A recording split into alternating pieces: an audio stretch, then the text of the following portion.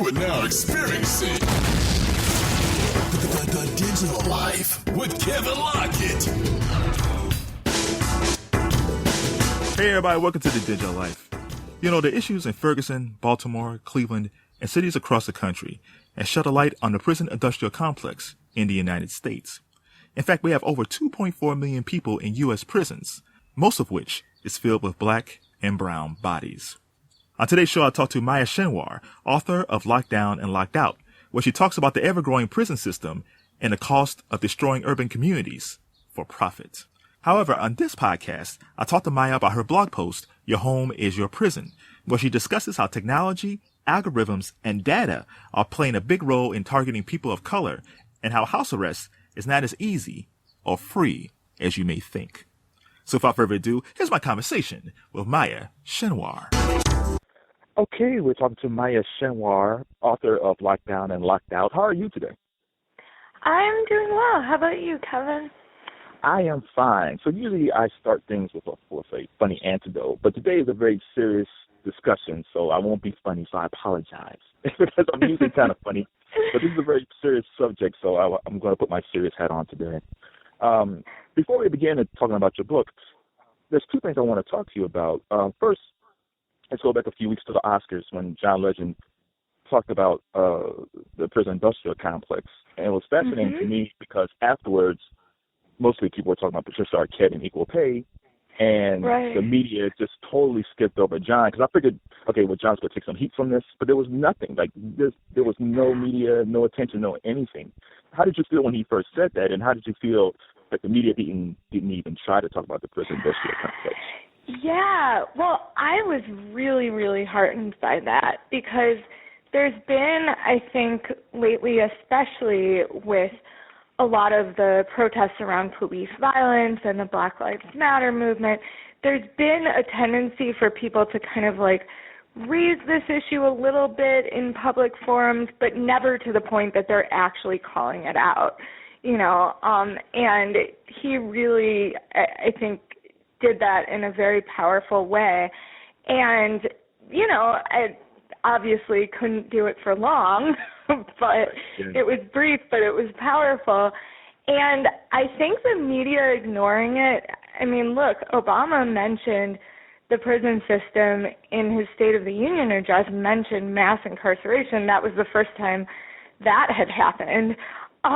And no one really made a big deal out of that either, and it was just kind of glossed over. I think one of the reasons is, you know, the Patricia Arquette comment and all the controversy around that was something that people could glom onto as drama.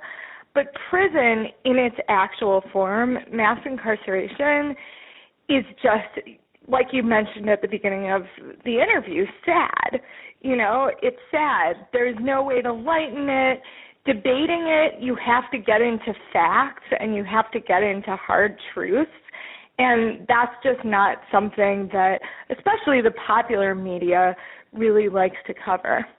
And the second thing I want to ask you about, so when Selma happened, because Obama went down to Selma, and the great thing, you know, John Lewis was there, it was the 50th anniversary, and I was following it on Twitter, it was Selma 50. And then while I was following it, all of a sudden I saw a hashtag for Beyond the Bars, which I didn't know anything about. And I started reading those what was coming out of that conference. So basically, Beyond the Bars is a conference which talks about prisons and the prison industrial complex. And Marissa Alexander was there, who wrote the new Jim Crow. And it was just a fascinating, the information and the stats and the information that was coming out of that conference was so powerful. But again, no one covered that conference. So I'm not sure, were you there or did you? Have you ever been there? Or? Oh, yes. I went this year. I had the pleasure of going, and it was an amazing conference. And basically, it was just bringing together all kinds of people who believe that we need to do something very, very structurally different in terms of how we deal with problems that the prison system is currently dealing with, and certainly tackling the problem of mass incarceration. And Michelle Alexander did the keynote. She's very famous, but there really wasn't media coverage of it. And I think that it was interesting because throughout the conference, there was kind of this assumption that, well, we're all on the same page. And sometimes when I'm in this kind of, universe of people who care about the prison industrial complex, I forget that, right, the rest of the world they're not necessarily all on the same page, and not everyone is thinking about this kind of transformation all the time. They'd rather ignore it. Yeah, it's pretty sad. So, yeah, you wrote the book Locked Down, Locked Out, but the thing that I really wanted to talk to you about, you wrote a blog post after that, which I'm not sure if it was in the book or not, but it was a post that you wrote called "Your Home Is Your Prison." Yeah. Which dealt with a lot of the tech involved and the data involved when it comes to cops and prisons, and it was just fascinating. So, and the person that you talked about in the very beginning was Marissa Alexander and her house arrest. So, for people who don't know who Marissa Alexander is, could you explain who she is? Yeah, so Marissa Alexander is a mother of 3 and a domestic violence survivor who was actually arrested, incarcerated, and threatened with 60 years in prison for defending herself against her abusive husband by firing a warning shot. And she didn't harm anyone. And this case actually, over the past few years, particularly over the past, I guess, year and a half, has gained some publicity, although certainly not enough, and brought up all kinds of issues, in particular how domestic violence survivors, and in particular Black domestic violence survivors, are criminalized sometimes when they report incidents of domestic violence, or just when the police get involved in an incident. They so often target women who are being abused and threatened sometimes with killing, with death, and are seriously defending their lives. So this was a situation with Marissa Alexander, and she was faced with this potential 60-year prison sentence. And it started playing out as people learned more about her story, like, okay, well, the main thing we have to do is defeat this gargantuan sentence, this sentence that just seemed so out of proportion with everything, even if you thought what she did was wrong. And what ended up happening was she accepted a plea deal at the last minute, right before her trial. And the plea deal gave her time served. So she had served already quite a bit of time in the county jail. And so the plea deal said, okay, you get credit for time served. It was over 1,000 days that she had spent. And in addition to that, you get 2 years of house arrest. And so she had to go back to jail. She had to serve, I think it was 65 days. And when she came out, she was on house arrest, and she's on house arrest right now. And what I noticed in the coverage of this story after she accepted the plea deal was that people were celebrating and saying, Marissa is free, Marissa is free. And I was, of course, very happy that she was not facing all of those years in prison, but no one was paying attention to the house arrest and the fact that she would be imprisoned in her home over the next 2 years. And so that's how I started out that piece, just kind of confronting this issue of people thinking that freedom means not being in prison, but really there are all these other ways that we're imprisoning people in this country. Yeah, and usually when people hear house arrest, they think, okay, they'll just wear ankle monitor, electronic monitor in their home. And I had no idea that the person who's released has to pay for that monitor. And you know about other things, how, like, if the monitor goes off, the effect, no, maybe not Marissa, but the effect on kids, where the kids might hear, it's like, oh, my God, my dad or my mom have to go back to jail because of the act. I mean, the ankle monitor financially is crazy, and the fact that it caused distress amongst family members and even people losing their jobs because of an ankle monitor. Right. Yeah, I think sometimes people think of the ankle monitor as kind of like, oh, well, you're just wearing a bracelet. Like, You don't even have to think about it. But really it ends up ruling your life. And some of those things, one scholar who writes about this says, effectively, the ankle monitor confines you to your home. And you can get exceptions to leave, but they're very, very restrictive, and everything needs to go through the police department. So you're either bound to the walls of your home and maybe your backyard, or you're on this like very, very restrictive temporary leave from your home. And it, so people kind of, I guess you could say, go stir crazy. Just for starters, it's maddening to be stuck to that, such a limited environment, and especially for people who have just come out of prison and are trying to acclimate themselves to the world. Definitely it interferes with people's ability to transport their children to school, to go to the grocery store, just all of these basic things. And keep in mind that, if you're in prison, you get your meals. If you're on house arrest, no one's giving you meals. So people are actually kind of struggling to acquire their basic needs. At the same time, a lot of times they don't have money to provide for their basic needs because it's so difficult to get a job. Not only do you have to go through all the procedures of clearing yourself to actually go to a job if you're on an ankle monitor, and some people are not able to do that, you also have to be able to get a job. And that's hard for anyone coming out of prison or anyone who has a criminal record. But if you have the ankle monitor, it's visible, and it marks you in this way. And so that's something that a lot of people who have the monitor say, one of the worst things about it is just having this physical reminder all the time to yourself and to others that this is the kind of person that you've been labeled. And then also, of course, as you mentioned, in a number of states, actually, people are having to pay for their own monitoring.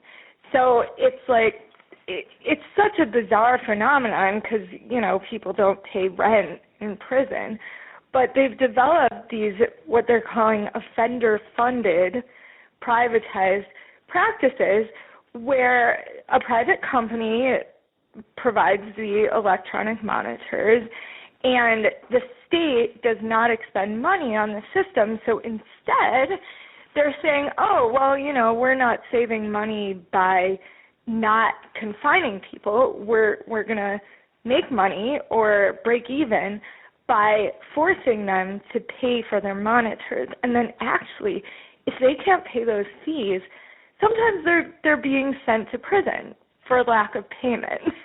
So it turns into this sort of debtor's prison phenomenon, something that we thought we were past, definitely. That seems like a historical thing, It is. I saw this documentary last year. I can't remember the name of it. And it was about privatizing of prisons. And the guy who owns it said, well, we can guarantee there'll be a 75% occupancy rate. Right. And it's like, this is in a hotel. Like, how do you guarantee this? But then you have these situations where people have to pay for ankle monitors or pay for different things, and they can't pay for it. Then they go back to prison. So it's almost like it's an incestuous relationship between the people who supply the ankle monitors and the prison. So I'm not sure if there's is there double dipping where some of these people who privatize prisons also own the companies that does the ankle monitors? Yeah, there's definitely the companies that are running private prisons definitely overlap with the companies. I'm not sure about producing the ankle monitors, but companies that run this sort of what it's called is offender-funded probation, where people actually have to pay to be on probation and to be monitored and supervised. And it feeds this whole system. And this is one of the things that I think is really dangerous about some of the ways people are talking about doing prison reform. It feeds a system of saving money by putting the burden on people who are being incarcerated or monitored as opposed to the state. And so everyone gets excited that the state is saving money, and they say, oh, we're reducing incarceration, or we're reducing prison budgets at least. But what that's doing is heaping the expenses on just regular people and, people who are being punished in some way. And often those are the people that have the least money in society. So, yeah, speaking of that, there's also the thing called predative policy, predative policing, where now we're getting the algorithms and data where basically they're targeting areas to predict crimes. And they're usually targeting urban areas. Like, they're not checking the suburbs. They'll never do crime in the suburbs. That never happens. Right. But we're predicting there's crimes here. I mean, it just seems like all this stuff seems illegal to me, but it's legal in some way. Yeah. Well, and it's so bizarre because they talk about it like this neat little gadget.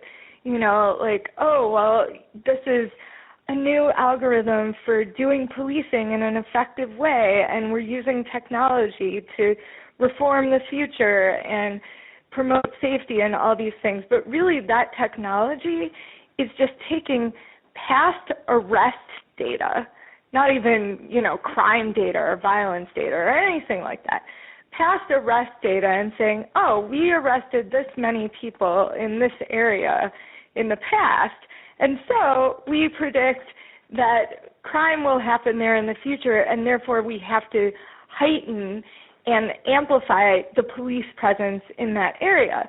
And of course, these areas are poor communities of color. That's where there are already a lot of police, already a lot of arrests, already, in fact, police violence and police militarization. And so what it's doing is just increasing the police presence in those places and increasing the amount of surveillance, often really invasive surveillance, in those areas, and it's at the same time benefiting private companies because, of course, this software also is made by a private company that is very excited about their product. They call it Predpol. That's the company, and they actually came up with the term predictive policing. And so they're marketing this strategy as kind of a crime-fighting device. And really, it's a strategy for making money and for arresting and incarcerating primarily poor people of color. See, it reminds me, I remember when 1984 happened, and my class graduated in 1984, and it happened, 1984 happened, and people said, well, see, nothing really happened, George Orwell was wrong. But in a lot of ways, 1984 was the beginning of 1984. Yeah, it's really strange because I think it was actually in the year 1984 or maybe just before a report came out about electronic monitoring. It was like kind of the first inklings of what was going to be electronic monitoring. And people started saying, they were comparing it to the book. They were saying, oh, like this is the start of Big Brother and, all of this stuff. And there started to be, for a little while, in the limited community of people who were raising alarm bells about criminal justice, people were saying, wait a second, what are we doing? But since then, there really has not been any kind of movement against this type of thing. And it's insidious, it happens quietly. And now we're just seeing it infiltrating all these different corners. And to me, the profit element is like one of the scariest parts because you have people are talking more and more about private prisons, but they're not necessarily seeing all the different parts of the prison industrial complex that are privatized and that are making money off their surveillance and different types of imprisonment, even outside of private prisons. And the policing, I think, is one really, really horrifying one because it's happening to people who are unaware that this is even a presence, that like this sort of profit-making, amplified, like secret surveillance is happening pre-anything, They call it predictive. It's because nothing's happening yet, Right. And it's been very damaging to Black and brown communities, but also what's now, there's a focus now of Arab and Muslim individuals as well.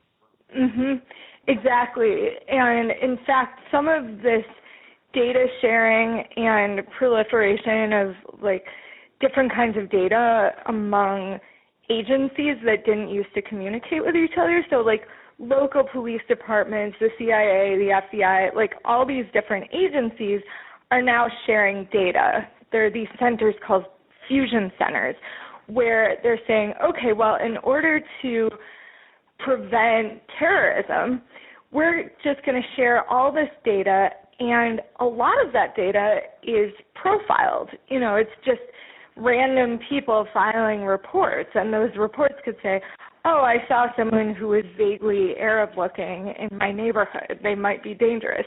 And that's a data point, that's being taken seriously in a file somewhere. And so the proliferation of this stuff, I think, especially when you start expanding it, when you start sharing it between agencies, all of these things can happen under the guise of keeping people safe or preventing terrorism. And kind of that racial element just gets totally glossed over. It is, because, when the whole NSA Eric Snowden thing happened, people were all up and down. It's like, how dare the government look at my privacy? But they won't even care about something like this that's basically in their face on a daily basis. Right. Yeah, I thought that was really interesting how people blew up about that particular thing, but meanwhile there are all these other kinds of surveillance constantly happening that are actually damaging people, sending people to prison. And one thing I guess I thought of was, and that other people have been saying, is that Edward Snowden and kind of some of the revelations that WikiLeaks came up with made people who were kind of upper middle class, white, educated people start worrying about their online privacy. Like, someone's going to read my emails, or someone's going to get all my stuff, or, someone's going to hack into my business, as opposed to policing, which they don't see as affecting them. And those are the people, obviously, that have the most pull in terms of government and in terms of the mass media. Yeah, those are the people I call, they're the ones who love Orange is the New Black. But if you ask them to help, I love Orange is the New Black. Oh, have you seen it? But then if you ask them, yeah, but what about the real prison pop me having to God. It's so funny with Orange is the New Black, because it's like a lot of interviews that I've done, that's like the first question that they'll ask me. They'll be like, so what do you think of Orange is the New Black? I love it. And I'm like, if you see that, I think the one good thing about it is that it's gotten a lot more people to start thinking about prison, and that's good. But it does make prison seem like a summer camp in certain ways, and that's bad. That is not a positive thing. And yeah, I was more of an Oz guy. Oz to me is a little bit more realistic than that. I guess the thing that's really troubling, everything we talk about has been troubling, is when you look at the numbers. There's 2.4 million people incarcerated. There's 5 million people on probation. I think you wrote that, where basically you could take the prison population and make it most of the same number as Jamaica, where we have that many people in prison in America. And what can be done? Because it seems like the politicians don't care, the media don't care. What's it going to take for this to change? Because it seems like back in the 70s, there were more of a focus. Even the prisoners were saying, hey, we need rights. We know we're in prison, but we need our rights. But it seems like it's like out of sight, out of mind. We don't care. But people have to come out sooner or later, and people got to find jobs sooner or later. And you need people to work. So, I'm not sure what can be done to change this stuff. Right. Yeah, and I think that's a really good point, that 95% of people who are in prison are going to come out of prison. And, we kind of think of prison as being out of sight, out of mind, like you said, like, oh, well, just put people there if they do something wrong and forget about them. But everyone's coming out, and everyone coming out has been affected by their experience and also is suffering the damage of having a criminal record, which puts them at such a disadvantage for jobs, housing opportunities, education. I think that there's a couple of really hopeful things going on. One is kind of on a cynical level.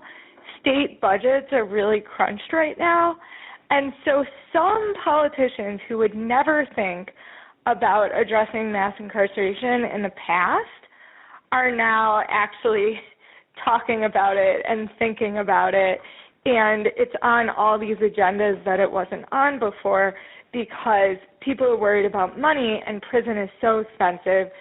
It's anywhere from $30,000 to $90,000 per year per prisoner, and so people look at those numbers and they say, oh my God, like I could send my kid to college for so much less than that, and per prisoner. And so there has been definitely a shift, and I think a lot of that has come from kind of like the money angle, just in terms of, governmental politics. On the other level, though, I think that we've seen a really hopeful shift in grassroots activism where a lot of the kind of like larger movements over the past few years have kind of ignored prison, or they've used prison, like the Occupy movement would say, jail the bankers, and that was the role that jail played in their politics, aside from police occasionally arresting protesters. But right now, in terms of some of the movements that are happening around police violence and racial justice, prison is really being centered along with policing. People are looking at that whole prison industrial complex and saying, at the grassroots level, this is one of the major issues that we really need to pay attention to. And so those efforts obviously have always been happening. There have been movements for decarceration, for creating alternatives, different ways to address harm besides prison. There have been movements to close jails and prisons and harmful sentencing practices and all these kinds of things. But right now, I think at the grassroots level, we're seeing more of a national spotlight on this issue, and more people who were once active on other issues are seeing this as something that they need to care about. So to me, that's really hopeful. Now, at the same time, I mean, I got to say, a couple of years ago when this rhetoric started to shift in terms of the politics, like when the president and the Justice Department and some other people started to say, oh, prison is really expensive, like maybe we should talk about it a little more, we're incarcerating people unjustly, I thought something would change. And actually, last year, the prison population increased. And so I think, like, we have to be conscious that, like, even if there's a moment right now where we're seeing hope and we're seeing a change in the way people are talking, even politicians are talking, we need to be conscious that, like, that doesn't mean that mass incarceration is necessarily on its way down. We have to see it through, and we have to stick with this movement for the long haul because it's going to take a while. It's going to take a while to bring down the prison industrial complex. Well, why did the numbers tick up? Yeah. It's interesting because for the previous 4 years, they had been slowly decreasing. And what we saw was that at the federal level, there was something of a decrease, but the state prison population increased. And part of that, I think there are a few different reasons, but I think part of it is just that not a lot of policies on the state level were changing. So it's like there were some definite changes in laws on the federal level in terms of sentencing. There was, a few years ago, the crack cocaine disparity, like that was addressed to some extent, not entirely. There have been a few changes on mandatory minimums, but there are some states that are still obsessed with incarcerating vast numbers of people. So those high incarceration states are the ones that brought up the prison population.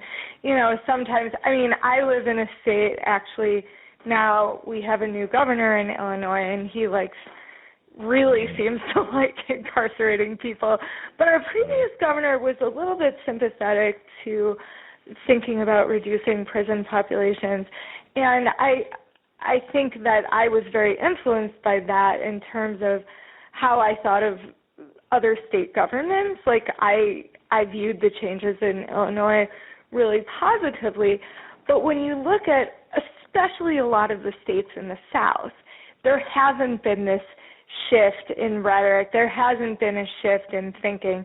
They're still in this kind of lock people up and throw away the key mindset. They're still using, even publicly, all of the coded racial language that perpetuated during the law and order era in the 80s and 90s, where they're doing all of these things that promote incarcerating more and more and more people. So I think that part of the issue is that if you're really trying to address mass incarceration on a national level, you have to look at every single state. You can't forget about Georgia and Louisiana and Alabama and think, oh, well, look, New Jersey has incarcerated fewer people this year, because that's not going to shift the national tide. Yeah. In that documentary that I saw, they were talking about the three strikes rule, and they were saying in the heartland, because of meth, there's a lot more white prisoners, male and female, because of meth, and they're getting tied up in this whole three strikes rule. Was basically for black and brown people, but now because of meth, because it's so stringent, they have to lock these people up because you got three strikes. So my feeling is, I hate to say it, but more white people get locked up, then things might change, because that seems like that's the only way things are going to change. So if some politician's kid or friend or donor, somehow their kid gets locked up because of this three strikes rule, then things might start changing. I think that's totally right. And it's funny because I was just talking to someone about these politicians or these financial executives, their kids are not going to be locked up for cocaine or whatever. And then we were talking about some of the bankers and some of the politicians actually have friends that are going to prison now, and will that have an impact? When Martha Stewart went to prison, she came out and started talking about mass incarceration. Not that much, but, it's hard to go to prison and come out and not talk about it and not think it's bad, So I think that's a really good point. And that shift toward definitely mass arrests were one thing, and often it has to do with white collar crime. When you see upper middle class white people go to prison, usually then they're coming out and talking about mass incarceration. Right. And so, right, in a way, ironically, that could be a hopeful development. We can only hope. We only scratched the surface, but I have to end this conversation. Yeah. Maya Schewar, thank you for the conversation. If people want to check you out and check your book, Lockdown and Locked Out, where can they go? So they can go to my website, mayaschenwar.com. So it's just MayaSchenwar.com. Also, the website I run, the news website, is called Truth Out, TRUTHOUT.org. And I would encourage everyone to go there for more information about the prison industrial complex. Yeah, and one final thing, how did you started being a pen pal? Because you correspond quite a bit with prisoners, and you tell their stories in the book. But how did you start being a pen pal? Well, what happened, it's funny because I started out not as a pen pal, but as a journalist writing to prisoners for interviews, because that was the only way that I could get an interview with them, because it's so hard to communicate with people in prison. So I wrote to a couple of people on death row when I was doing a story about activism on death row in Texas. And they wrote back to me with the answers to my questions, but then they kept writing to me after the story was over. And of course they kept writing to me because they had very few other ties on the outside, and they had very little to do in prison, and they, were just reaching out for human contact. And so that was how I first got started as a pen pal, just writing back and forth with people I had interviewed who just continued writing to me. And it definitely, being a pen pal completely shifted my perspective on the prison system and on criminalization in general. And I would really recommend to anyone who's interested in this to reach out to a pen pal in prison. Yeah, because in a lot of ways, like you said, there's a lack of just real contact with people because prison is so harsh. And, and listen, we're not trying to skate over, people who do bad things. We understand that. Right. But at the same time, they're still people. So, when they get some type of warmth, if they're not getting it from a family member, they look forward to those types of things. Absolutely, yeah. And it really, it can change things for people psychologically and even physically. Getting a letter from a pen pal is protection for you. It shows that you have contacts on the outside, and the authorities in prison are actually less likely to target you with harassment or abuse if they see you getting mail. So there are a lot of reasons that it's just a really important practice to get a pen pal. All right. Thanks a lot, Maya. Thank you so much, Kevin. Great to speak with you. I want to thank Maya Schewar for being a great guest on The Digital Life. Make sure you check out her book, Locked Down and Locked Out, and go to truth-out.com. That's truth-out.com. And read her post, Your Home is Your Prison. Before I go, I have a Twitter question for you. Tweet me at Kevin Lockett and tell me about other writers, bloggers, or programs that are shedding a light on the pipeline to prison. Use the hashtag #StopPrisons. That's the hashtag #StopPrisons. And tell me about a writer, blogger, or program that's shedding a light on the pipeline to prison. All right, everybody. It's The Digital Life. I'm Kevin Lockett, and I'm out. The Digital Life with Kevin Lockett.